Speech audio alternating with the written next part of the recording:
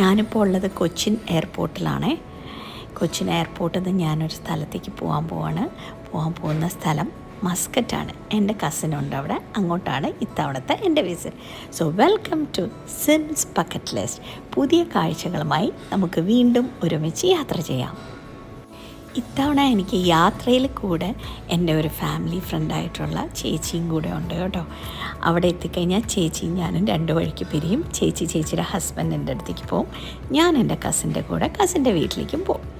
അപ്പോൾ ആദ്യം ഞങ്ങൾ പോയത് ഭക്ഷണം കഴിക്കാൻ തന്നെയായിരുന്നു. നന്നായിട്ട് വിശക്കുന്നുണ്ടായിരുന്നു.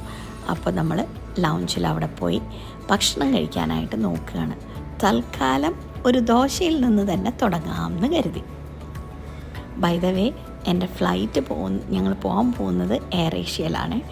അപ്പോൾ അതുകൊണ്ട് അതിനകത്ത് നമ്മൾ ഫുഡ് ബുക്ക് ചെയ്തിട്ടുണ്ട്. അപ്പോൾ അതിന് മുമ്പ് നമ്മൾ എക്സിക്യൂട്ടീവ് ലോഞ്ചിലൊന്ന് പോയി ചോദിച്ചായിരുന്നു അവിടെ കയറാൻ പറ്റുമെന്ന്. പക്ഷേ അവിടെ കയറാൻ പറ്റിയില്ല. അവിടുത്തെ എന്തൊക്കെയോ മാറ്റങ്ങളുണ്ടായിരുന്നു, അതുകൊണ്ട് അവിടെ കയറാൻ പറ്റിയില്ല. അപ്പോൾ അതുകൊണ്ട് ഞങ്ങൾ തിരിച്ച് സാധാ ലോഞ്ചിൽ വന്ന് ഫുഡൊക്കെ കഴിച്ചു.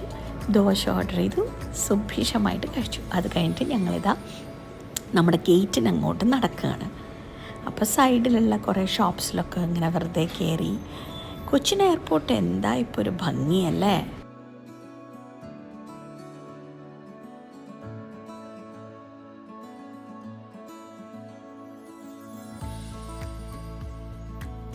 അങ്ങനെ ഫ്ലൈറ്റ് ലാൻഡ് ചെയ്യാറായി. മസ്കറ്റ് എയർപോർട്ടിലേക്കുള്ള ലാൻഡ് ചെയ്യുമ്പോഴുള്ള കാഴ്ചകളാണ് ഇപ്പോൾ കാണുന്നത് കേട്ടോ.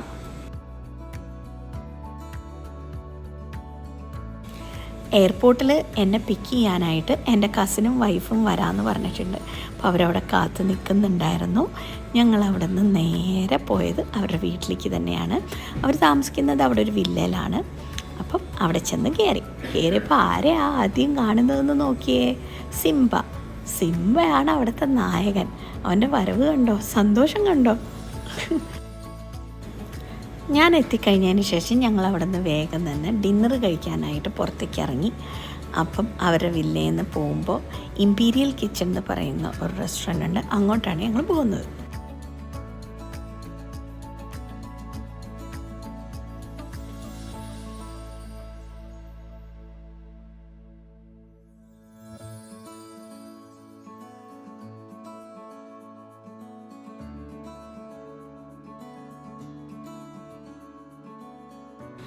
ഒരു ബ്യൂട്ടിഫുൾ ആംബിയൻസ് ഉള്ള റെസ്റ്റോറൻ്റാണ് ഇമ്പീരിയൽ കിച്ചൺ. എനിക്ക് തോന്നുന്നത് മസ്കറ്റിലെ മോസ്റ്റ് ഓഫ് ദ മല്ലൂസിന് അറിയാവുന്ന സ്ഥലമായിരിക്കും ഇത്.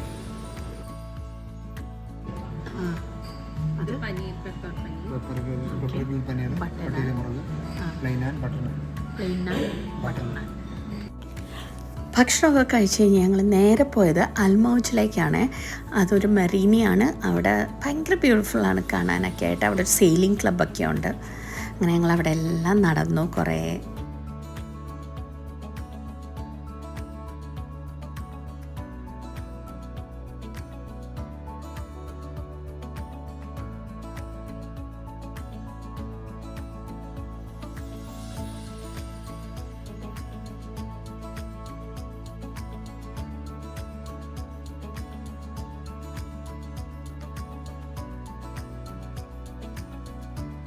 അങ്ങനെ അവിടെ നടക്കുന്നതിനിടെ കുറേ കുട്ടി സ്റ്റോളുകളൊക്കെ ഉണ്ടായിരുന്നു.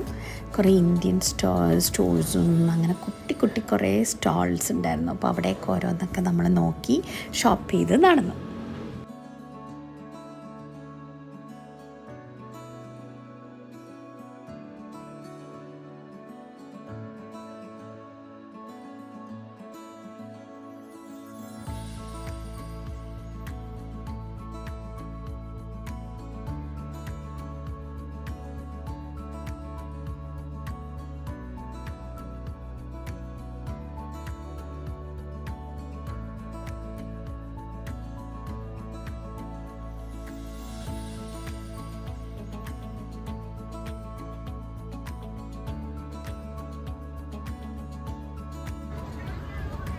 എന്താ സംഭവം എന്ന് നോക്കാൻ പോവാണ്. മാംഗോ തലാത്ത്, മാംഗോൻ്റെ പൾപ്പാണോ ഇത്? എടുത്തിരിച്ചാണ്. ഏതായാലും എനിക്ക് മാംഗോ തലാത്ത് ഇഷ്ടപ്പെട്ടു. അതിൻ്റെ ജ്യൂസിന് ശരിക്കും നമ്മുടെ നാട്ടിലെ ചന്ദ്രക്കാരൻ മാങ്ങയുടെ ആ ഒരു ഫ്ലേവറായിരുന്നു, ഭയങ്കര രുചിയുണ്ടായിരുന്നു, എനിക്കിഷ്ടമായി. നെക്സ്റ്റ് ഡേ മോർണിംഗ് ഞങ്ങൾ പോയത് ഷാങ്ക്രൽ ബാറിൽ ജസ എന്ന് പറയുന്ന ഒരു 5 സ്റ്റാർ റിസോർട്ടിൽ കാണാനായിരുന്നു കേട്ടോ. ഭയങ്കര ബ്യൂട്ടിഫുള്ളാണ്, അതിലേക്ക് പോകുന്ന ആ വഴി മുഴുവൻ ചെയ്തിരിക്കുന്നതൊക്കെ ഭയങ്കര ബ്യൂട്ടിഫുള്ളായിട്ടാണ്. ഈ ഒമാനിൽ വന്നു കഴിഞ്ഞപ്പോഴേ ശരിക്കും പറഞ്ഞു കഴിഞ്ഞാൽ എനിക്ക് ഈ മലകളൊക്കെ കണ്ടു കഴിഞ്ഞപ്പോൾ എനിക്ക് ഭയങ്കര ഡിഫറൻസ് തോന്നി, ഒരു യുണീക്നെസ് തോന്നി. സാധാരണ ഗൾഫ് രാജ്യങ്ങളിൽ നമ്മൾ കൂടുതലും എന്താ പറയുക, 2 സൈഡിലും ഡെസേർട്ടായിരിക്കും കാണുക. ഇവിടെ നേരെ വിപരീതമാണ്. ഇവിടെ മുഴുവൻ ലാൻഡ്സ്കേപ്പ് കാണുന്ന മുഴുവൻ മലകളാണ്. അതുകൊണ്ട് തന്നെ ഒരു പ്രത്യേക ഭംഗി എനിക്ക് അവിടെ തോന്നിയായിരുന്നു കേട്ടോ. അങ്ങനെ ഞങ്ങൾ ആ റിസോർട്ടിലേക്ക് പോയിക്കൊണ്ടിരിക്കുകയാണ്.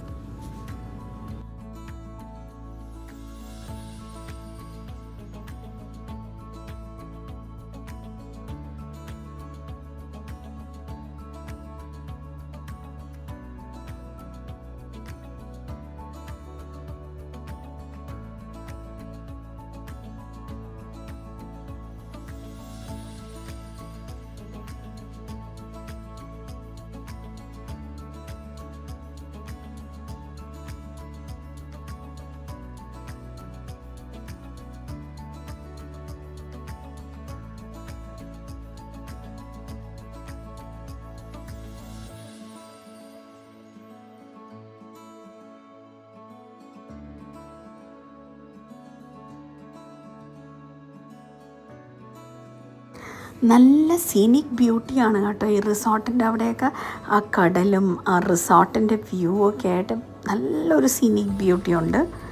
ഇപ്പോൾ ഒമാനിൽ വന്നു കഴിഞ്ഞപ്പം ഞാൻ ശ്രദ്ധിച്ച മറ്റൊരു കാര്യം മസ്കറ്റിൽ എന്താണെന്ന് വെച്ച് കഴിഞ്ഞാൽ സ്കൈ സ്ക്രേപ്പേഴ്സ് വളരെ കുറവാണ്, ഇല്ലെന്ന് തന്നെ വേണമെങ്കിൽ പറയാം. എത്ര വലിയ ഇപ്പോൾ ഇതും 5 സ്റ്റാർ ഹോട്ടലാണ് നമ്മൾ കാണാൻ പോകുന്നത്, റിസോർട്ടാണ്. എന്നാൽ പോലും സ്കൈ സ്ക്രേപ്പേഴ്സ് ഇവിടെ വളരെ കുറവാണ്. മസ്കറ്റിൽ സിറ്റിയുടെ ആ ഭാഗത്താണെങ്കിലും പേഴ്സണലി സ്പീക്കിംഗ് ഞാൻ അത്ര വലിയൊരു സ്കൈ സ്ക്രേപ്പേഴ്സ് മാത്രം ഇഷ്ടപ്പെടുന്ന ആളല്ല. എനിക്ക് ഇങ്ങനത്തെയൊക്കെ ബിൽഡിങ്സ് കാണാനും ഇഷ്ടമാണ്. അതുകൊണ്ട് തന്നെ എനിക്കിവിടെ ഭയങ്കരമായിട്ട് അങ്ങ് ഇഷ്ടപ്പെട്ടു. ഇവിടുത്തെ ആ ഒരു ലാൻഡ്സ്കേപ്പും ഇവിടുത്തെ പ്രത്യേക എല്ലാം ഒരു ക്രീമിഷ് ടച്ചാണ് ബിൽഡിങ്സിനൊക്കെ.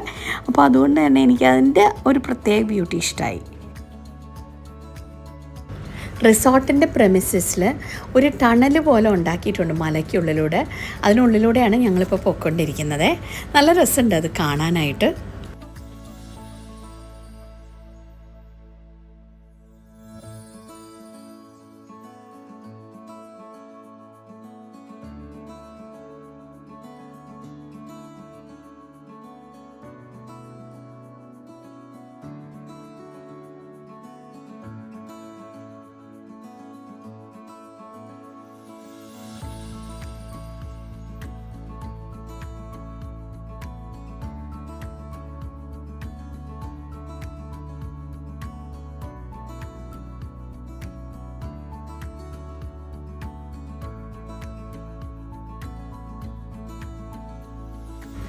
നല്ല വ്യൂ ആണ് ഇവിടെ നിന്ന്. ശരിക്കും പറഞ്ഞാൽ നല്ല പാനറോമിക് വ്യൂ എന്നൊക്കെ പറയുന്ന പോലത്തെ ഒരു സ്ഥലമാണ്. നല്ല എന്താ പറയുക, ആ ഒരു കളർ കോമ്പിനേഷനാണ് എനിക്ക് ഭയങ്കര ഇഷ്ടമായത്. ആ ബ്ലൂ സീയും അതോടൊപ്പം തന്നെ ആ മലകളുടെ കളർ കണ്ട് ഒരു ലൈറ്റ് യെല്ലോയിഷ് കളറും അതിൻ്റെ റിഫ്ലക്ഷൻ ആ വെള്ളത്തിലേക്ക് വരുന്നുണ്ട്, ആ ലൈറ്റ് യെല്ലോയിഷ് റിഫ്ലക്ഷൻ. അപ്പോൾ അതെല്ലാം കൂടെ നല്ല ഭംഗിയുണ്ട് കാണാനായിട്ട് ആ ഒരു ഏരിയ. അത്യാവശ്യം ചൂടുണ്ട്, എന്നാലും സഹിക്കാൻ പറ്റാവുന്ന ചൂടേ ഉള്ളൂ കേട്ടോ. ഭയങ്കര ചൂട്, കത്തി നിൽക്കുന്ന ചൂടൊന്നും ഇല്ലായിരുന്നു. അതുകൊണ്ട് അവിടെ നിന്ന് കുറച്ചെങ്കിലും ഒന്ന് വീഡിയോ എടുക്കാൻ പറ്റിയത്. ഞങ്ങൾ റിസോർട്ടിനകത്ത് നിന്ന് നേരെ പുറത്തേക്ക് ഇറങ്ങി അടുത്ത ഞങ്ങളുടെ ലൊക്കേഷനിലേക്ക് പോയിക്കൊണ്ടിരിക്കുകയാണ്. അവിടെ നിന്ന് നേരെ അൽ ബസ്താൻ പാലസിൻ്റെ ഹോട്ടലിലേക്കാണ് ഞങ്ങൾ അടുത്ത് പോകുന്നത്. അതും ഒരു 7 സ്റ്റാർ ലെവലിലുള്ളൊരു ഹോട്ടലാണ്. അപ്പോൾ അതൊന്ന് കാണാൻ വേണ്ടിയിട്ടാണ്. ഒരു പാലസ് കൺവേർട്ടഡ് ടു ഹോട്ടൽ എന്ന് വേണമെങ്കിൽ പറയാം. അവിടേക്ക് പോവുകയാണ് ഞങ്ങൾ. ഇവിടുത്തെ ഈ മലകൾ കാണുമ്പോൾ ഉണ്ടല്ലോ, സത്യം പറഞ്ഞു കഴിഞ്ഞാൽ ഞാൻ എത്തിയിരിക്കുന്നത് ഒരു ഗൾഫ് കൺട്രിയിലാണെന്ന് തന്നെ എനിക്ക് തോന്നുന്നില്ല. അത്ര ബ്യൂട്ടിഫുൾ ആയിട്ടുള്ള ഒരു ലാൻഡ്സ്കേപ്പാണ് കേട്ടോ. ആ എന്താ പറയുക, ശരിക്കും എനിക്ക് ഈ മലകളുടെ ഒരു പ്രത്യേകത വേറെ തോന്നിയത് ഒരു ഫോസിലൊക്കെ കാണുന്നത് പോലത്തെ അങ്ങനത്തെ ഒരു ലുക്കാണ് അതിന്. അങ്ങനത്തെ ടൈപ്പാണ് ആ മലകളുടെ ഒരു ടെക്സ്ചറോ എന്താ പറയുക നമ്മളതിനെ, ആ ഒരു ഫീല് കിട്ടുന്നത് അങ്ങനെയാണ്.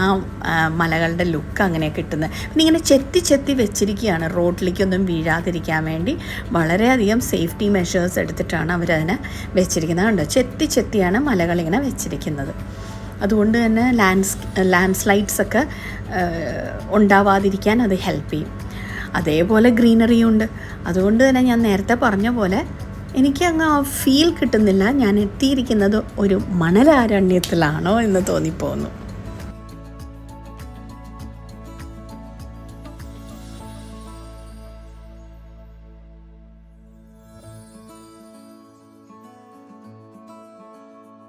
അങ്ങനെ ഞങ്ങൾ അൽ ബസ്താൻ പാലസിലെത്തി. ആ പാലസ് കൺവേർട്ടഡ് ടു ഹോട്ടലാണ് കേട്ടോ. അപ്പോൾ അതിനകത്ത് കാഴ്ചകളാണ് ഇനി എനിക്ക് വീഡിയോ എടുക്കാനുള്ളത്.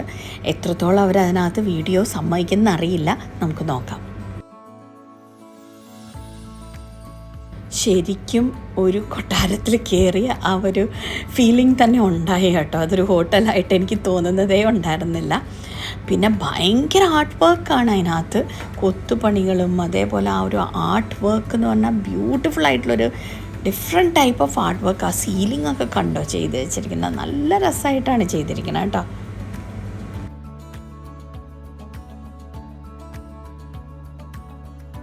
അധികം നേരം അവിടെ ഷൂട്ട് ചെയ്യാൻ പറ്റില്ലായിരുന്നു. അതുകൊണ്ട് തന്നെ ഞങ്ങൾ വേഗം അവിടെ നിന്ന് ചാടി. അങ്ങനെ ഞങ്ങളുടെ യാത്ര തിരിച്ച് വീട്ടിലേക്ക്. ഇനി നാളെ ബാക്കി കാഴ്ചകളുമായിട്ട് നമുക്ക് വീണ്ടും മസ്കറ്റ് യാത്ര തുടരാം.